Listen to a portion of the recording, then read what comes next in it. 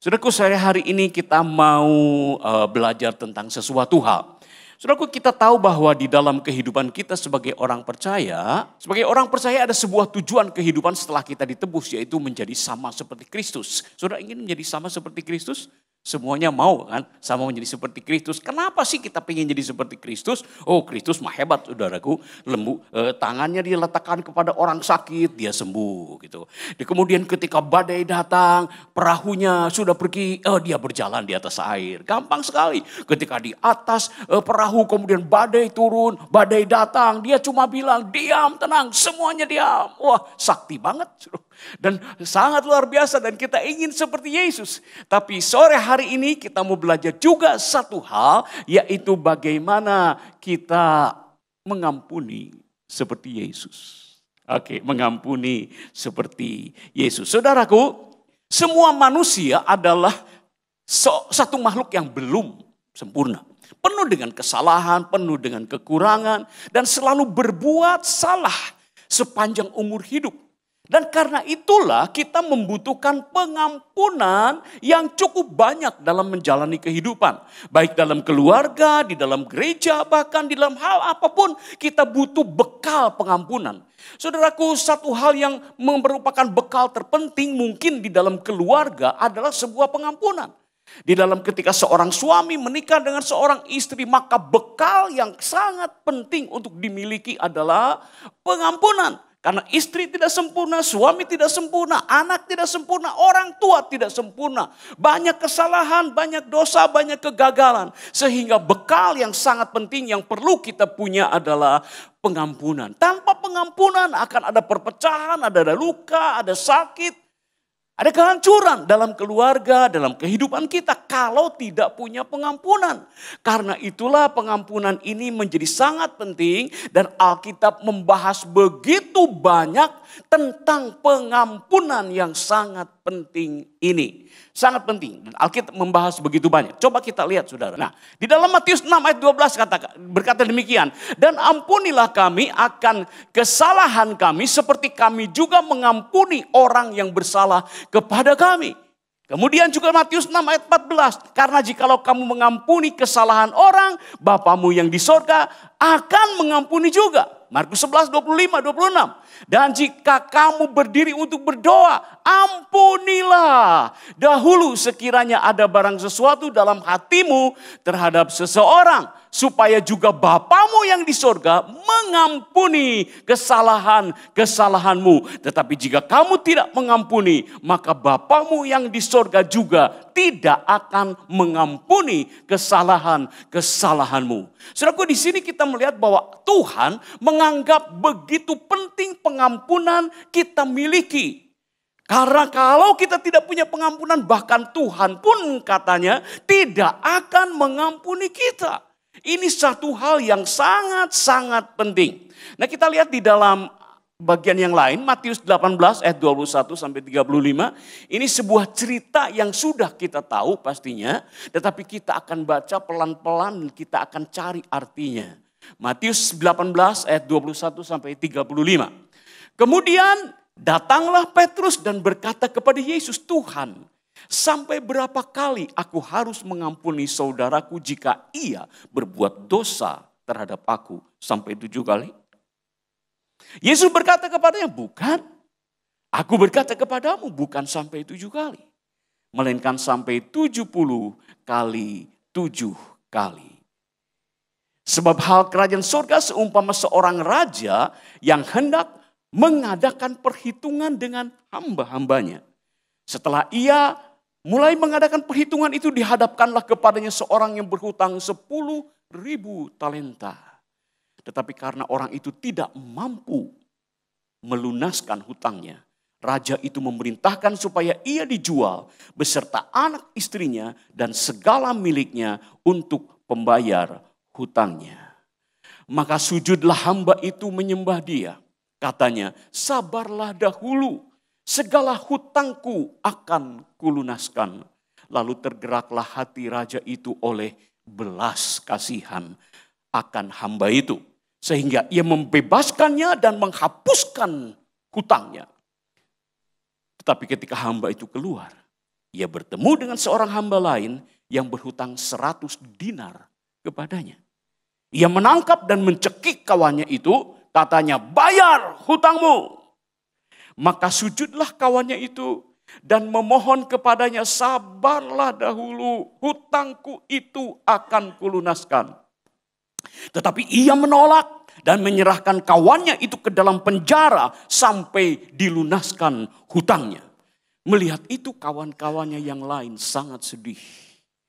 Lalu menyampaikan segala yang terjadi itu kepada tuan mereka.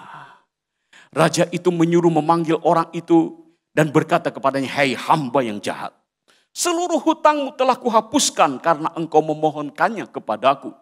Bukankah engkau pun harus mengasihani kawanmu seperti aku telah mengasihani engkau?" Maka marahlah tuannya itu dan menyerahkannya kepada algojo sampai ia melunaskan seluruh hutangnya. Maka Bapakku yang di sorga akan berbuat demikian juga terhadap kamu, apabila kamu masing-masing tidak mengampuni saudaramu dengan segenap hatimu. Amin. Saudaraku, di sini diceritakan seorang yang punya hutang begitu besar kepada seorang raja. 10.000 talenta. Dia punya hutang 10.000 talenta kepada raja. Dan temannya punya hutang 100 dinar kepadanya. Saudaraku, itu artinya adalah 100 dinar berbanding dengan 10.000 talenta. Itu artinya seperti hutang 5 juta berbanding dengan hutang 3 triliun. Jadi hutangnya kepada raja dibanding dengan hutang temannya kepada dia itu 1 berbanding 600.000 kali. Dan dia punya hutang 3 triliun itu kemudian sama Tuhan, sama raja itu dibebaskan. Ketemu dengan temannya yang hutangnya cuma gotiau. Padahal dia punya hutang 3 triliun sudah dilunaskan. Temannya punya hutang gotiau, dibuatnya menderita. Dia tidak mau mengampuninya. Sehingga kemudian dia marah. Si raja ini marah dan kemudian orang ini kemudian dilemparkan ke dalam penjara. Saudaraku, coba kita lihat. Inilah manusia. Manusia itu lupa bahwa dia sudah diampuni begitu besar. Perbandingan 3 triliun dengan 5 juta atau 100 dinar dengan 10.000 talenta itu membandingkan bagaimana sebenarnya Tuhan itu membebaskan kita dari hutang kita yang begitu besar. Orang lain memang pernah bersalah kepada kita, tetapi dibandingkan dengan hutang kita kepada Tuhan itu berbanding 5 juta dengan 3 triliun, 1 berbanding 600.000 kali lipat. Saudaraku, kita lihat bahwa kita berhutang kepada Tuhan itu begitu besar. Dan dia sudah lepaskan. Saudara, ketika kita mengampuni seseorang, pernah enggak sampai harus menderita sampai mati di atas penderitaan? Enggak pernah. Tetapi ketika Tuhan harus mengampuni kita, dia harus bayar begitu besar. Dia harus mati di atas kayu salib. Karena begitu besar hutang kita, karena begitu besar kesalahan kita kepada Tuhan, sampai untuk membebaskannya pun dia harus mati di atas kayu salib. Sedangkan ketika seseorang menyakiti hati kita, tidak perlu kita sampai mati seperti itu untuk melunaskan kesalahan dia. Tetapi ternyata seringkali kita lupa dengan itu, kita tidak mau mengampuni orang yang bersalah kepada kita. Oke, klik. Saudaraku, coba lihat, ini seorang manusia itu umumnya adalah seperti ini. Kejadian 4 ayat 23 sampai 24. Berkatalah Lameh kepada kedua istrinya, Ada dan Zila, ini nama istrinya. Ada dan Zila, dengarkanlah suaraku. Hei istri-istri Lameh, dengarkanlah, pasanglah telingamu kepada perkataanku ini. Aku telah membunuh seorang laki-laki karena ia melukai aku. Membunuh seorang muda karena ia memukul aku sampai bengkak. Jika Kain harus dibalaskan 7 kali lipat, maka Lameh 77 kali lipat. Inilah nafsu seorang manusia ketika dia marah, ketika dia dilukai, ketika dia mendendam dan membenci, dia ingin membalaskannya habis-habisan. Dan rasanya puas sekali kalau seseorang yang bersalah kepada kita, kemudian kita hancurkan dia, kita habiskan dia seperti Lameh berkata. Kalau dia melakukannya kepadaku, maka aku harus membalasnya 77 kali lipat. Dan Tuhan tahu bahwa manusia sebenarnya memiliki sifat demikian. Dan Tuhan mau kita belajar untuk mengampuni satu dengan yang lain. Oke, klik. Mengampuni itu mudah apa enggak? Tidak mudah. Kenapa? Karena kita terluka. Ketika kita dilukai, kita tidak mudah untuk mengampuni. Ngomong gampang. Khotbah gampang. Tetapi untuk melakukannya, ketika kita terlalu terluka, dikhianati oleh seseorang, oleh pasangan hidup kita. Luka itu dalam, tidak mudah untuk mengampuni, bukan? Sangat sulit untuk mengampuni. Saya di sini mungkin kalau tidak mengalami itu gampang untuk bicara. Dan mungkin di antara teman-teman ada yang berkata, gampang kalau ngomong. Tapi kalau aku merasakannya, sakit luar biasa. Tidak mudah untuk mengampuni, benar. Tidak mudah untuk mengampuni. Karena apa? Karena merasa dikhianati, merasa dilecehkan, merasa tidak dihormati sama sekali. Dan itu rasanya tidak membuat kita tidak mudah untuk mengampuni. Mengampuni itu tidak mudah. Karena mengampuni itu kita merasa rugi, bukan? Enak aja. Dia berbuat salah kepadaku, enak aja aku harus ampuni. Bebaskan dia. Ngeunah wae, enak aja. Dan rasanya sulit kita untuk rela mengampuni orang lain itu enggak gampang. Saudara pernah merasa, kita pernah merasa kan, ketika mengampuni seseorang kita merasa rugi.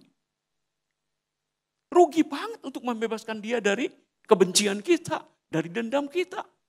Rasanya rugi banget gitu loh, untuk mengampuni seseorang. Karena itu mengampuni itu tidak mudah.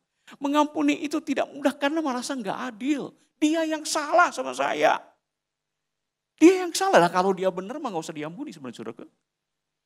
Yang harus diampuni justru yang salah. Tetapi justru karena dia salah, itu membuat kita merasa tidak mudah untuk mengampuni. Tidak mudah untuk mengampuni. Tidak mudah untuk mengampuni karena kita merasa jadi korban gara-gara dia. Aku jadi korban, aku jadi rugi, pokoknya jadi korban gak enak. Dan tidak mudah untuk mengampuni karena kita merasa jadi korban. Dan lebih lagi saudaraku, mengampuni itu tidak mudah, sikapnya itu pika sebelen. Sampai sesudah dia melakukan kesalahan kepadaku pun dia tidak minta maaf, dia tidak sadar, dia tetap pasti merasa benar. Dan itu membuat kita, saudaraku, bayangin kalau saja dia datang kepada kita, minta maaf, ya tuh, mungkin kita akan lebih gampang lah untuk mengampuni. Tapi ketika dia berbuat salah kepada kita, malah dia tidak sadar, malah dia merasa benar, malah nyalah-nyalahin sama kita. Dan kita harus ampuni dia. Enak banget. Rugi banget mengampuni orang seperti itu kan. Nggak rela. Nggak gampang untuk mengampuni seseorang. Padahal hutangnya cuma 100 dinar. Bagaimana untuk mengampuni 10.000 talenta? 100 dinar. Untuk itu kita tidak perlu mati di atas kayu salib. Tapi tidak gampang untuk mengampuni 100 dinar. Kita cekik dia.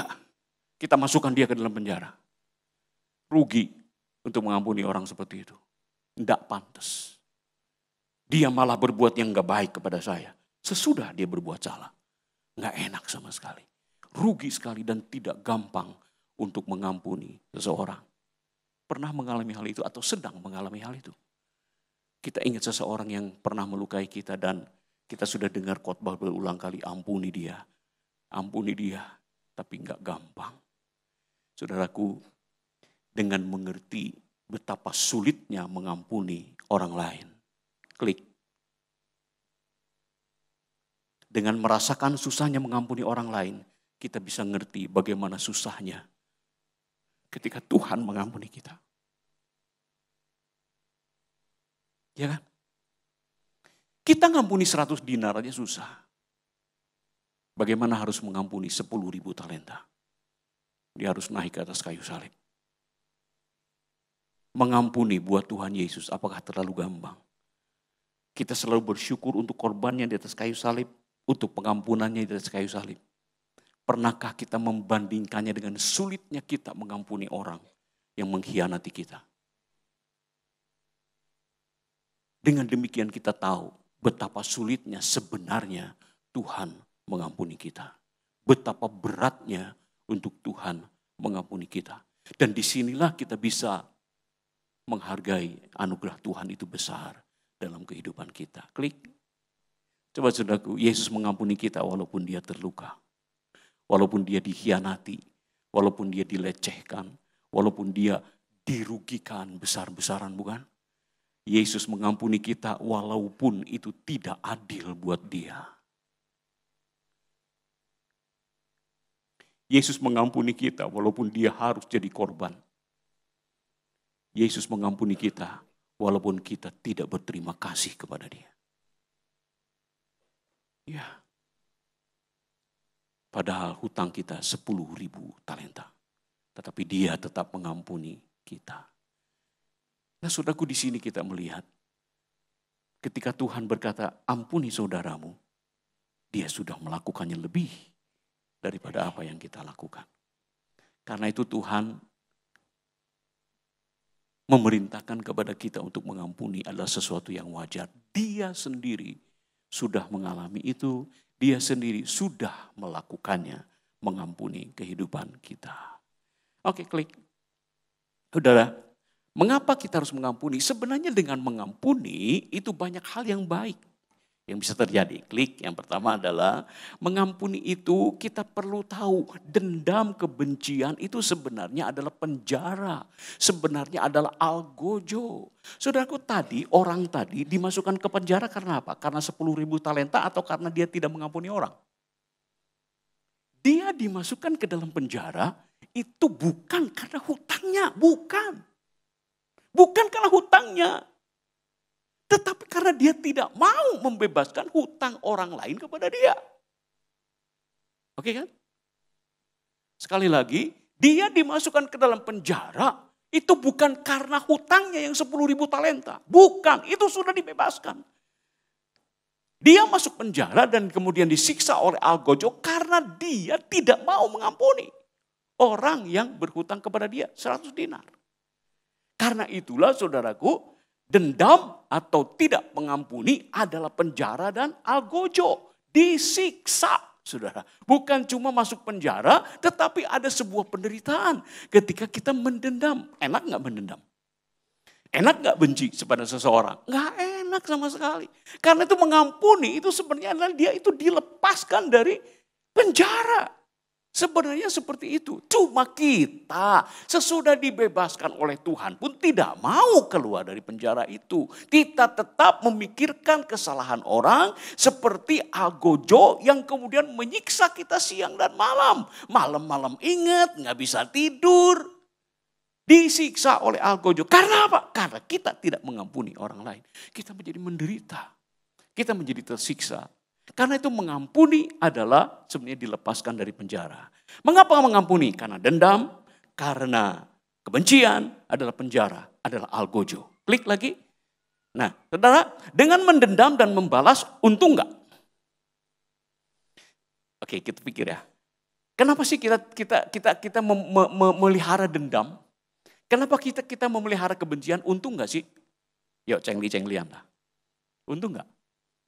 Sebenarnya enggak kan? Enggak untung sama sekali. Tapi kita itu rasa di sini itu loh. Yang membuat kita tetap aja benci. Walaupun sebenarnya enggak ada untung sama sekali. Membenci orang itu enggak ada untung. Untungnya apa coba? Enggak ada untung sama sekali bukan? Tapi ketika kita mengampuni kita merasa rugi. Nah, ruginya apa sih sebenarnya? Nah, di sini kita perlu lebih banyak berpikir dewasa. Bahwa sebenarnya dengan mengampuni itu kita tidak rugi apa-apa.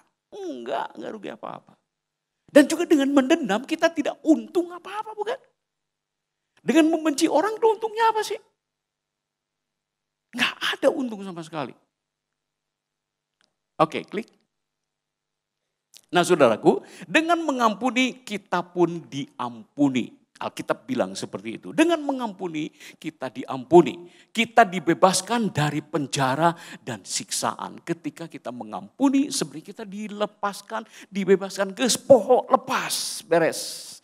Ketika Tuhan memerintahkan untuk mengampuni, sesungguhnya saat itu Tuhan mau melepaskan kita dari beban dan benih kepahitan yang menyiksa. Iya toh? Udah lepasin aja lah, nggak ada untungnya untuk mendendam dan enggak ada ruginya untuk mengampuni. Kita perlu menyadari ini sungguh-sungguh bahwa kita tidak memiliki keuntungan apa-apa ketika kita mendendam. Dan ini yang perlu kita renungkan, untungnya apa? Enggak ada untungnya, malah rugi kalau kita tetap mendendam. Dengan mengampuni kita lepas, dengan mengampuni kita bebas, dan dengan mengampuni kita bertambah dewasa, semakin serupa dengan Kristus. Oke, klik lagi. Mengapa mengampuni? Ingat pengampunan yang kita terima. Klik.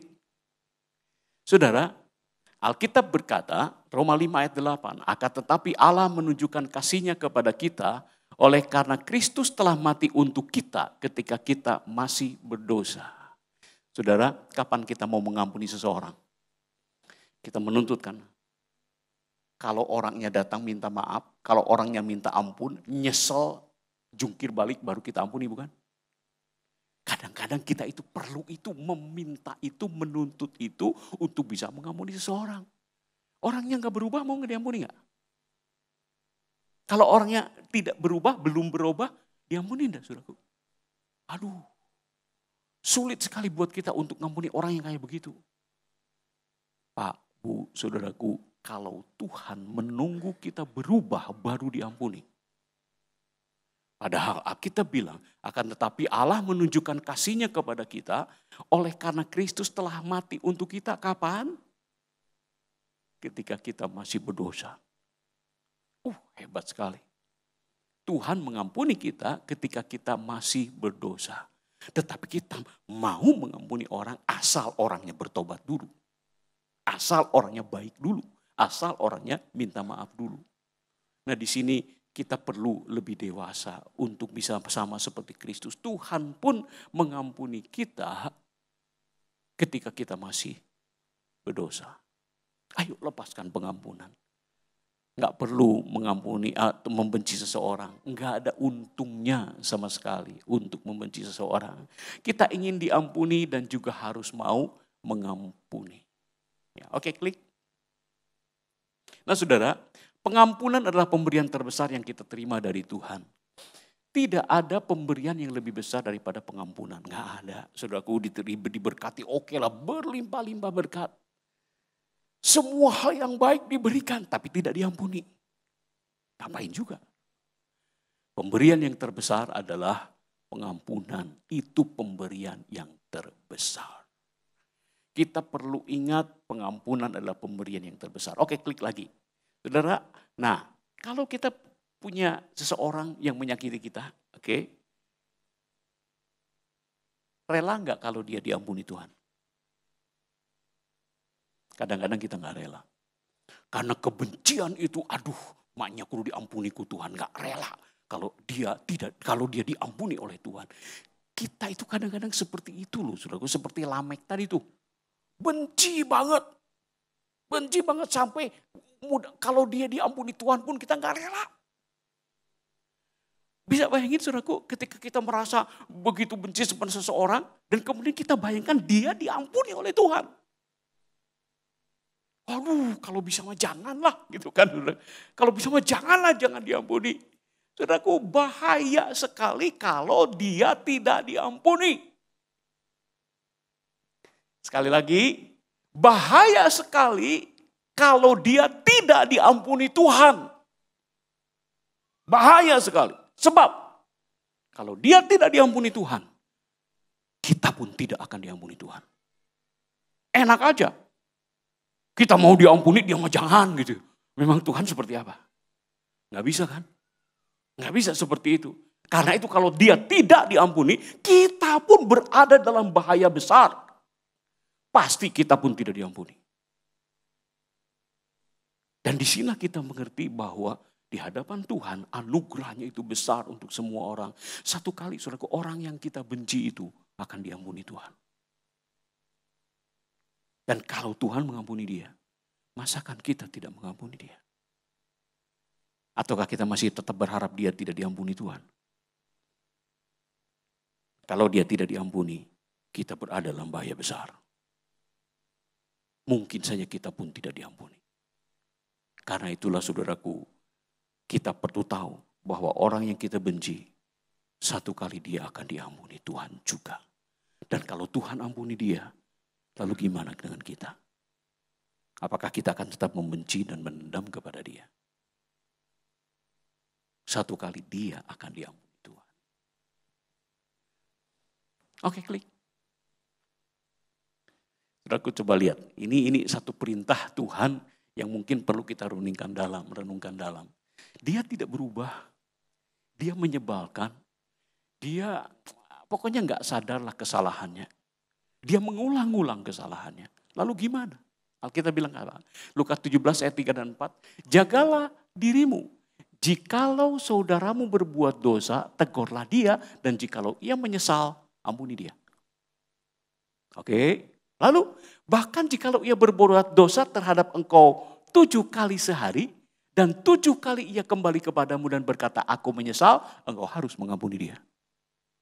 Ya, ini mah udah gak kira-kira. Dia datang berbuat salah kepada kita. Aduh punten. Kan begitu? Ya udah, ulah gitu deh, kan begitu? Pergi. Gitu deh. Kakak lagi setengah jam. Berbuat salah, tengaku deh. Dan kemudian ketika ketemu langsung minta maaf. Diampuni ya? Benar. Jangan lakukan lagi. Iya, oke lah. Berbuat lagi. Berulang kali. Aduh, udah sabar mas sabar. Tapi sabar kan ada batasnya. Itu yang kemudian jadi kata mutiara buat kita, bukan? Untuk tidak mengampuni lagi. Sabar sih sabar. Tapi lebih ke mana? Kita juga harus mendidik orang, bukan? Gitu. Tapi Tuhan bilang, kalaupun seseorang berdosa terhadap kamu 7 kali sehari, kamu harus ampuni dia. Tuhan itu salah ya teh. Salah enggak? Lalu apa lagi? Kemudian datanglah Petrus dan berkata kepada Yesus, Tuhan sampai berapa kali aku harus mengampuni saudaraku jika ia berbuat dosa terhadap aku? 7 kali. Yesus berkata kepadanya, bukan. Aku berkata kepadamu bukan sampai 7 kali, melainkan sampai 70 kali 7 kali. La ilah. 70 kali 7 kali. Salah enggak sih? Boleh enggak kita robah ini? Saudara, satu hal yang perlu kita tahu, dengarkan saya. Ketika Tuhan menyampaikan sesuatu, dia sedang bercerita tentang dirinya.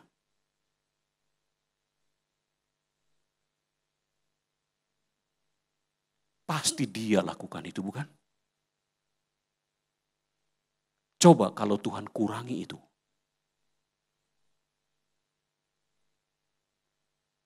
Petrus datang, Tuhan sampai berapa kali aku harus mengampuni saudaraku? Sampai 7 kali.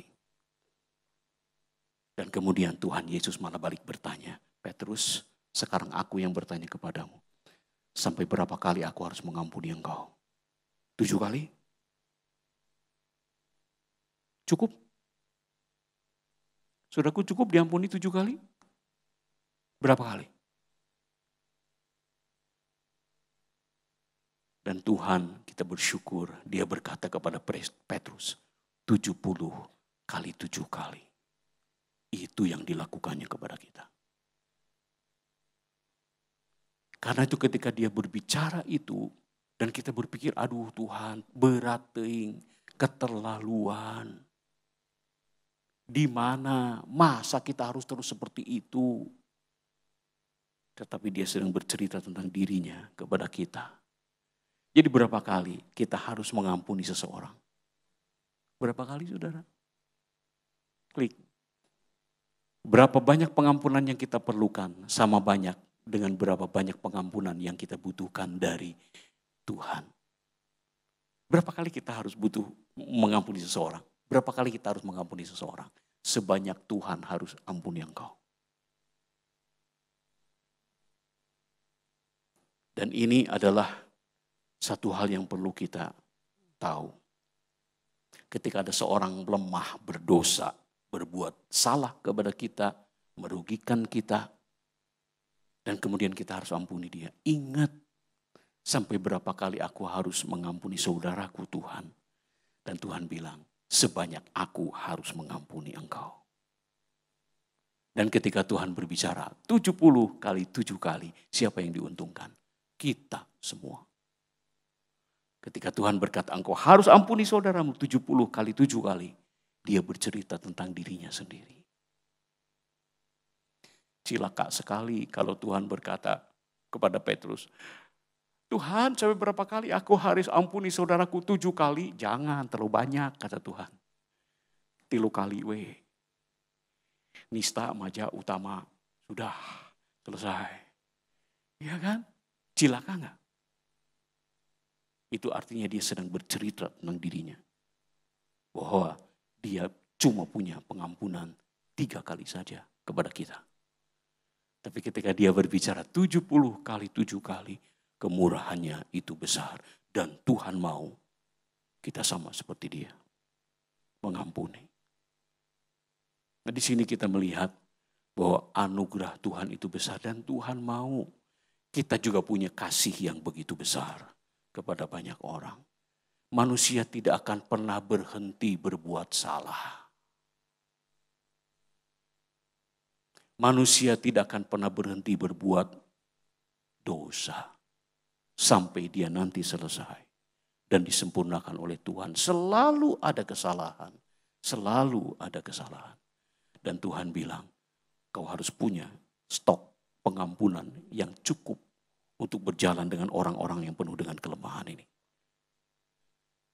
Sehingga penuh dengan pengampunan. Dan itu yang akan menjadi modal kita menjalani kehidupan supaya semakin sama seperti Tuhan Yesus Kristus. Haleluya, Tuhan itu baik. Tuhan itu baik. Klik, saudara, begini. Bila ada orang berkata jelek tentang Anda, marah nggak? Ngambek dong.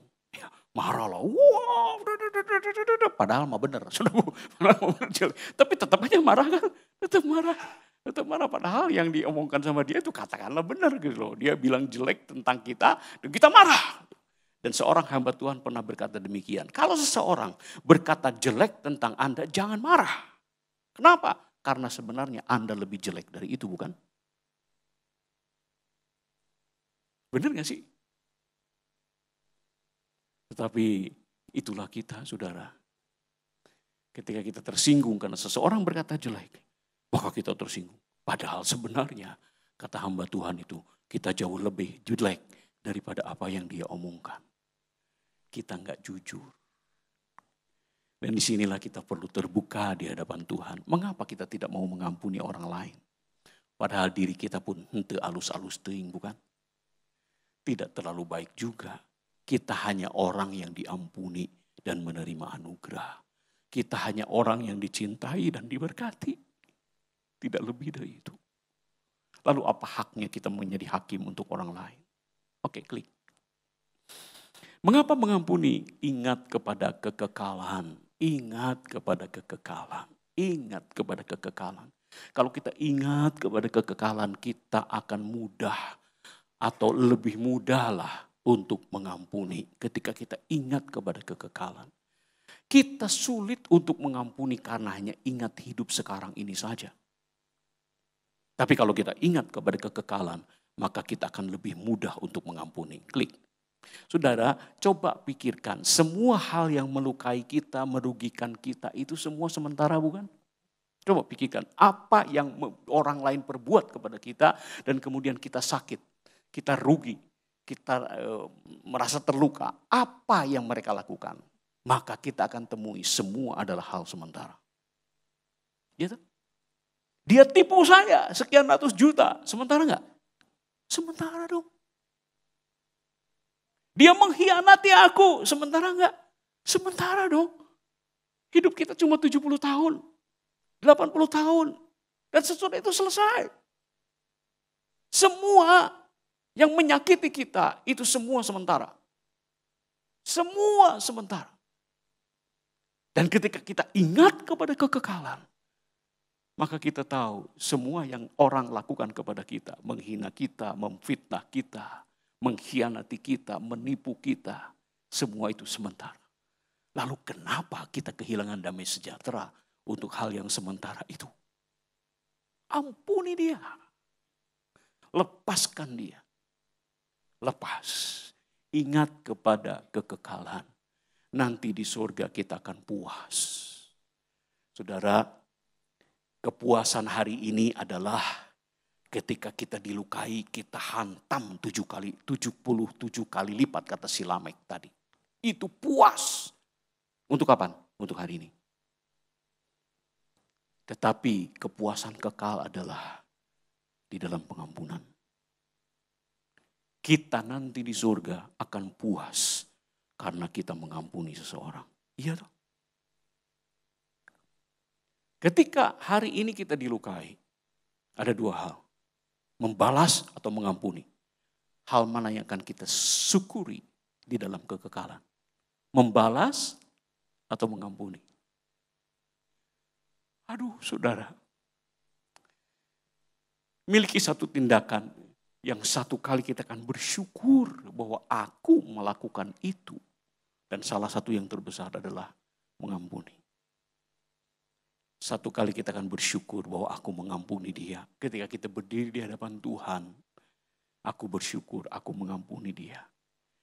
Luka, sakit tetap ada, tapi aku mengampuni dia. Dan di hadapan Tuhan itulah dalam kekekalan kita akan bersyukur. Haleluya. Ingat kepada kekekalan. Ampuni orang itu. Jangan bawa kebencian sampai kepada kekekalan. Ampuni orang seperti itu. Berbuat benar itu akan membuat kita puas di dalam kekekalan. Ingat, hidup kita cuma sementara 70 tahun, 80 tahun dan sesudah itu selesai. Kita harus memiliki satu perbuatan, sikap yang membuat kita puas bahwa kita sudah melakukannya ketika kita nanti berada di dalam kekekalan. Ampuni saja, lepaskan saja. Rasa rugi sekarang gak apa-apa. Nanti dalam kekekalan kita mendapat keuntungan yang sangat besar karena mengampuni seseorang. Amin. Yuk klik. Saudara, mengapa mengampuni? Karena berserah kepada Tuhan yang adil. Klik lagi, ada Tuhan yang adil, bukan kita. Ibrani 10:30, sebab kita mengenal Dia yang berkata, pembalasan adalah hakku. Akulah yang akan menuntut pembalasan. Dan lagi Tuhan akan menghakimi umatnya. Saudaraku, ingat Tuhan yang jadi hakim. Ingat Tuhan yang akan jadi hakim untuk orang-orang yang berbuat salah, untuk orang yang mengkhianati kita, untuk orang yang menyakiti kita. Tuhan yang jadi hakim. Lalu kalau seperti itu saudaraku, apa yang kita harapkan? Sia rasakeun gitu. Aku mah tidak menghakimi, kamu akan dihukum Tuhan. Ya begitu. Tuhan yang jadi hakim. Kalau dia berbuat salah kepadaku, biarkan Tuhan nanti yang hukum. Gitu. Saudaraku, kadang-kadang kita berpikirnya begitu. Padahal bukan begitu, saudaraku. Seharusnya bukan itu pikiran kita. Ketika Tuhan menjadi hakim, seperti saya tadi bilang, relakah Anda, relakah kita, ketika dia jadi hakim dan Tuhan kemudian ketok palu, aku mengampuni engkau. Sekali lagi, kalau dia, Tuhan, mengampuni orang yang menyakiti kita, aku mengampuni engkau, bagaimana hati kita? Kecewa? Bersyukur. Sebab ketika Tuhan mengampuni orang lain, dia akan ampuni kita juga. Tapi celakalah kalau orang yang menyakiti kita itu ternyata tidak mendapat pengampunan. Jangan-jangan kita pun tidak diampuni. Dan tentu kita berpikir bahwa ketika Tuhan menjadi hakim, dia adalah hakim yang adil, dia hakim yang penuh kasih, dan dia akan mengampuni semua orang. Iya, kalau Tuhan mengampuni semua orang, kita pun harus mengampuni. Orang berdosa bertanggung jawab atas dosanya sendiri terlebih dahulu. Orang berdosa tidak bisa menebus orang berdosa tidak berhak menghakimi orang berdosa. Saudara, kita ini orang berdosa, kita itu harus bertanggung jawab atas dosa kita sendiri. Kita tidak berhak untuk jadi hakim untuk orang berdosa yang lain. Tidak bisa. Hakim itu harus orang yang benar, bukan orang berdosa. Sedangkan kita adalah orang berdosa, kita tidak punya hak untuk menghakimi orang lain. Tuhan hanya ingin minta ampuni orang itu. Oke, klik lagi. Kalau dia orang percaya, kemungkinan besar Tuhan akan mengampuni dia. Iya, seperti saya bilang tadi. Nanti ketika dia berdiri di hadapan Tuhan, ya, satu hal yang akan terjadi adalah kalau dia orang benar, maka Tuhan akan ampuni dia. Tolong ingat ini, orang yang kita benci, orang yang menyakiti kita, satu kali akan berdiri di hadapan Tuhan. Dan Tuhan akan ampuni dia. Oke.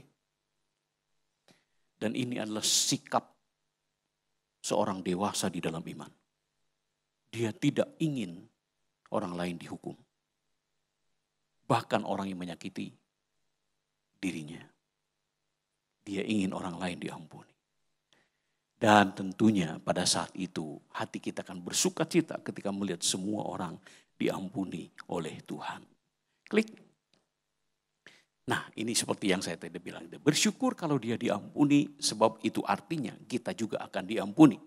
Bila dia tidak diampuni, kemungkinan besar kita pun tidak diampuni Tuhan. Celaka. Karena mari kita lihat gambar besar ini. Bahwa Tuhan itu akan mengampuni semua orang ketika dia percaya kepada Kristus, bukan? Termasuk orang yang menyakiti kita, termasuk orang yang pika sebelen, termasuk orang yang tidak minta maaf, termasuk orang yang egois. Semua akan diampuni oleh Tuhan. Semua akan diampuni oleh Tuhan. Dan seharusnya kita rela dan bersyukur untuk semuanya itu. Sehingga kita melepaskan pengampunan juga kepada orang-orang yang sedemikian itu. Dengan mengampuni kita dibebaskan. Tapi dengan tidak mengampuni, Tuhan bilang, serahkan dia kepada algojo. Ada penderitaan. Ada stres dan tekanan. Dan banyak hal. Sampai dia melunaskan semuanya. Dan karena itu sore hari ini kita belajar kenapa Tuhan ingin kita mengampuni. Ada banyak hal yang perlu kita ngerti kenapa Tuhan mau kita mengampuni orang lain yang menyakiti hati kita. Oke, klik. Nah saudara yang terakhir, pengampunan yang tulus adalah pengampunan yang diberikan kepada orang yang tidak layak menerimanya. Betul bukan? Sok saya mengampuni dia asal dia bayar hutangnya. Aduh itu mah bukan mengampuni saudaraku. Ya, justru ketika dia berhutang kepada kita dan kemudian dia berbuat hal-hal yang siapa yang perlu pengampunan? Orang yang bayar hutangnya atau orang yang pika sebelen dan tidak bayar hutang? Siapa yang butuh pengampunan? Adalah orang yang tidak layak menerimanya, bukan? Kalau orang yang layak menerimanya itu bukan pengampunan. Tapi justru orang yang tidak layak menerimanya, itulah yang disebut dengan pengampunan. Dan karena itu mengampuni adalah sebuah kemenangan. Wow. Kalau kita bisa mengampuni orang yang seperti itu adalah sebuah kemenangan besar. Sekali lagi, saudaraku, pengampunan itu diberikan kepada orang yang tidak layak menerimanya. Saudara setuju enggak? Kalau pengampunan hanya diberikan kepada orang yang layak menerimanya. Setuju? Pasti tidak setuju. Karena sayalah orang yang paling tidak layak untuk diampuni. Dan kalau hanya orang yang layak diampuni yang menerima pengampunan, kita semua tidak layak untuk itu. Karena itu saudara, ketika kita bertemu dengan orang-orang yang tidak layak untuk diampuni, lakukan seperti Tuhan mengampuni kita yang tidak layak ini. Ampuni saja. Ampuni saja. Semua hal sementara kok. Kenapa kok kita terlalu terikat dengan hal-hal sementara itu? Ampuni dan lepaskan. Tuhan sudah membayar dosa kita 10.000 talenta. Dia bawa semua itu. Dia naik ke atas kayu salib. Dan dia bayar semuanya. Dan saya pikir itu harusnya cukup untuk kita bisa membayar dosa orang lain. Melupakan, mengampuni dosa atau kesalahan orang lain kepada hidup kita. Amin.